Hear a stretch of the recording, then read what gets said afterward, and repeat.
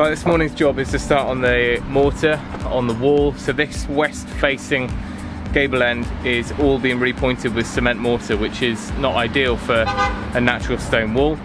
So what we've done is started picking out all of this cement kind of strapping that's basically just been pointed over the top of the line, which is trapping a lot of the moisture and causing issues with the stone.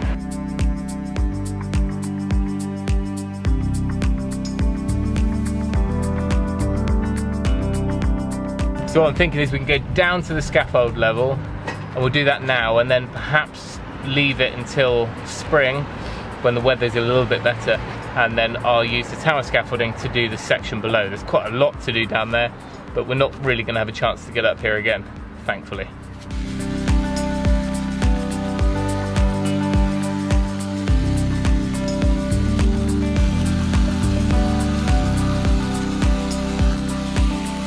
You can see how easy it comes off, because actually it wasn't a very good job the first time round when someone repointed it, which is a good thing for us. If someone had done a really thorough job here, they would have raked out 25-30 mil or more and then stuffed it full of cement mortar.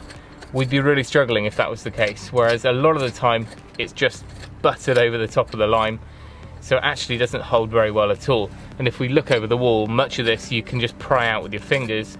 So we can chip off lightly with the SDS. We're not really damaging the stone because we're just giving it a little tickle. They fall off, and then we're just raking out a bit of the lime mortar back to about 25 mil to give us plenty of space for the new stuff.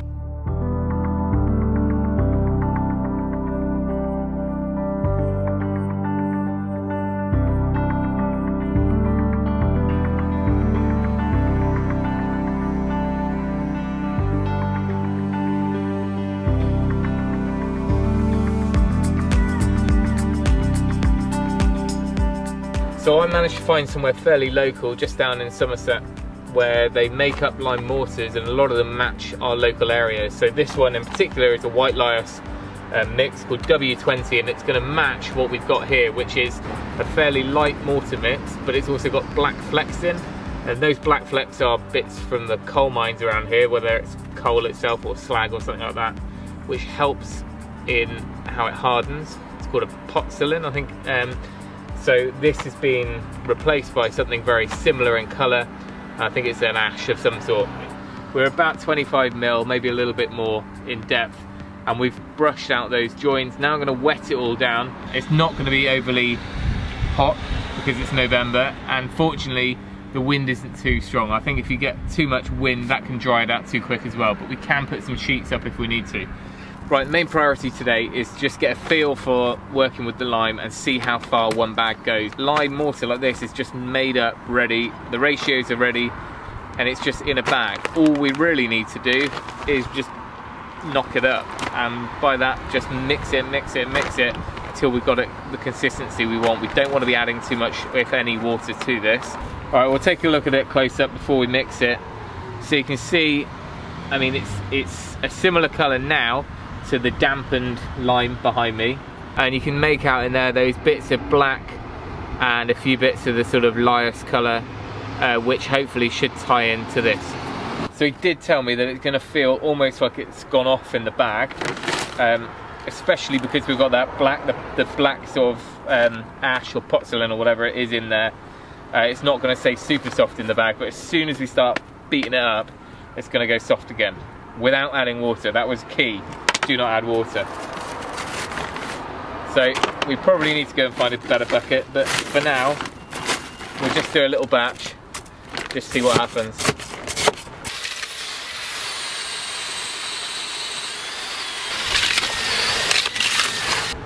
Wow, it's actually got super soft. I promise you I have not added any water at all. I've just literally mixed it for a minute, and it's gotten really, really soft. Compare it to a chunk that came out of the bag, which is crumbly and hard. We're just back to nice, supple mortar.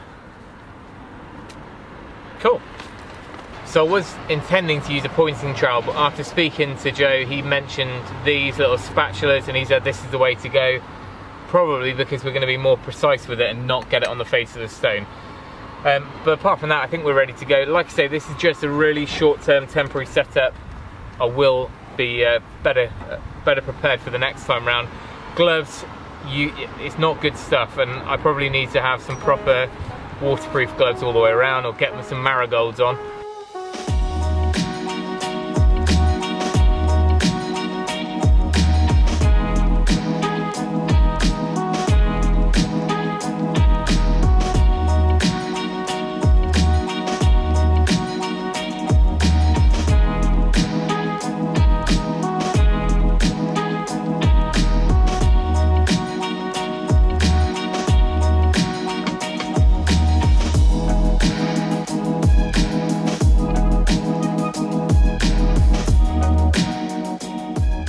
It's actually going in much better than I thought it would. You can be really precise with this and not get any on the stone, so that's going well. It's obviously easier to do the horizontal joints than it is to do the perpendicular joints, but I'll just work my way. I think it's one of those things you can't really rush, but I do feel like we're going to use quite a lot more than I thought. We might have to get a pallet worth of bags for this. The key is really to, as well as dampening the old lime, is just really, we've got to force it right back in. And then we don't need it to look pretty, we just want to come out a little bit further so we're kind of flush with the stone. And then it's going to be a good day or two before we need to come back in, tidy it up and knock it back and brush it up. So we've got a little bit more time to play with it than we would if we were using cement.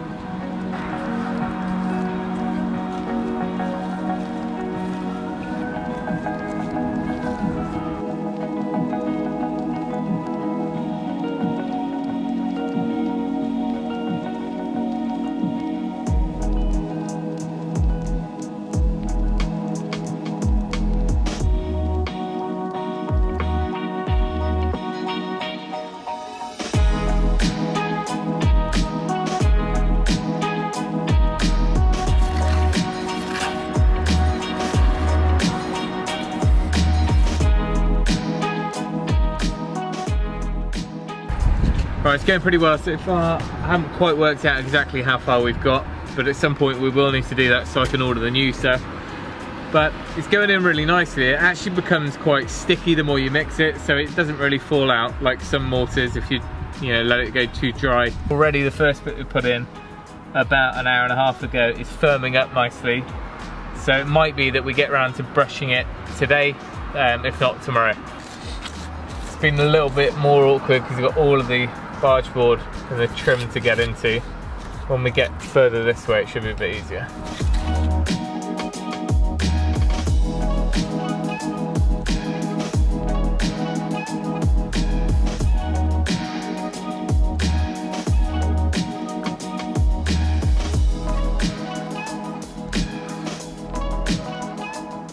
Well, this is how we're looking. It's a bit gloomy and dark now, but this is the final finished section for today.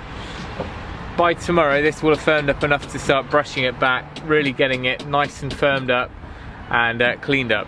I've kept off as much as possible off the face of the stone because that's when we start staining or getting that white milky look over the stone, and we don't want that.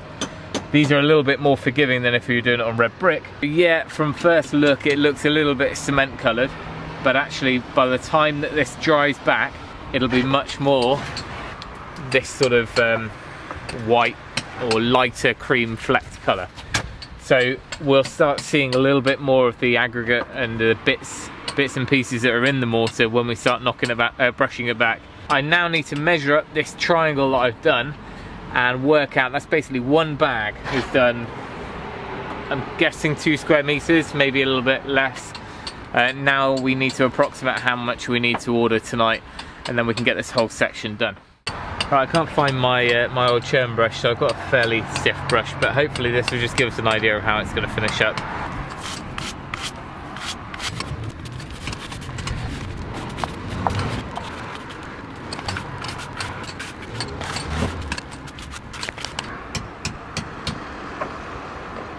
There we go. I'm not going to risk taking any more off because if it's too soft we're ending up dragging it onto the face of the stone. But the little section that was nice and firm, you can see now we're starting to see some of the aggregate come through, some of the black flecks and everything that we wanted to see. So this is firming up enough. But anyway, there is a test section. Hopefully that's going to dry down into a lighter colour. The next section to do, once we've got the more lime on site, is another section up to this window surround. The window is okay as far as the joins, it's just where the stonework meets it that we need to sort. And then we need to do this side. Now this side is all now prepped, just needs to be dampened down a little bit before we point it up. So that's probably a day in itself once we've got everything here. And then unfortunately, our heroic Titan SDS is taking a dive. It still works in drill mode, but it's lost all hammer function, which is quite important. Like I said earlier, we'll do a whole in-depth video covering the whole end of this wall in a week or so, and ideally some more info which I can share, or even get down to Line Base at some point and have a chat with the guys down there.